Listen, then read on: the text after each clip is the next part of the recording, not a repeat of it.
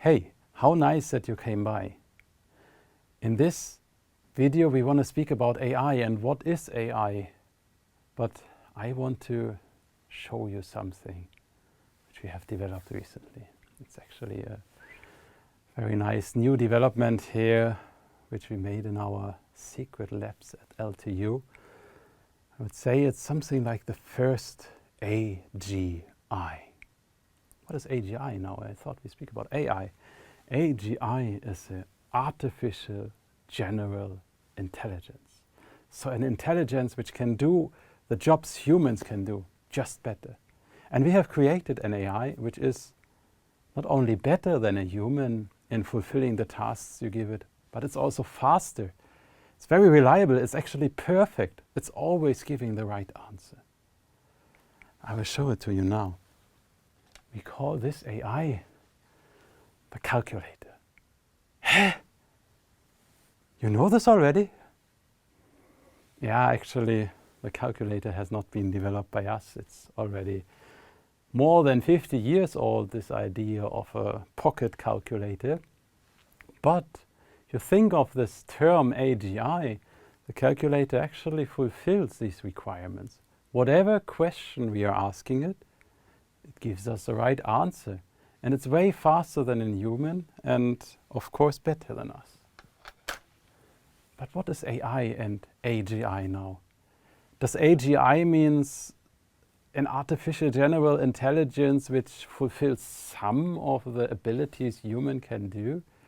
And if that's the case, it's also sometimes called the weak AI, we have already managed AGI. The calculator may be not so intelligent, but now tools, large language models like ChatGPT and Gemini, they seem to be on a level or even better than humans in various tasks.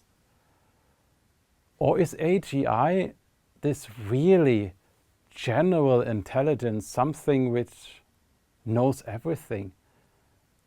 Everything human know. Or actually, should I say everything human know? Because we humans don't know everything. How can we speak of an AGI if we don't even know everything? So an AGI should maybe even be smarter than human.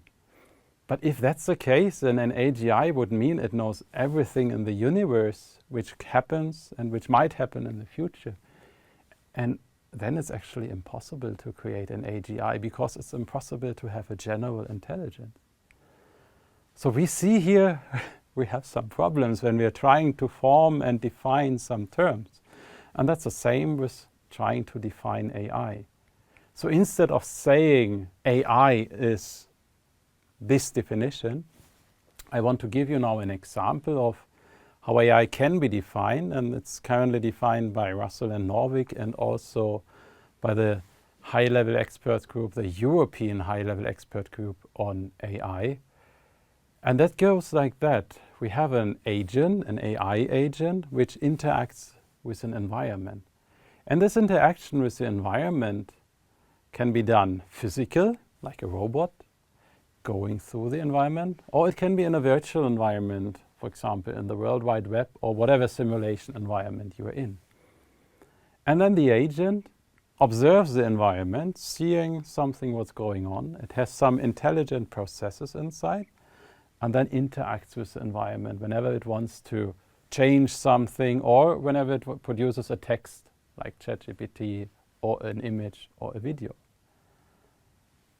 And in this intelligent processes of the agent, there can be several technologies. It can be reasoning, like the calculator, having some programs which do specific rule-based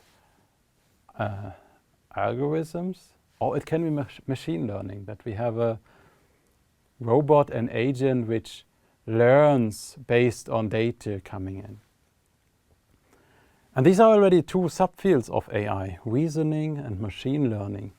And robotic is the last one, which is seen by the European high-level expert group as the big areas of AI.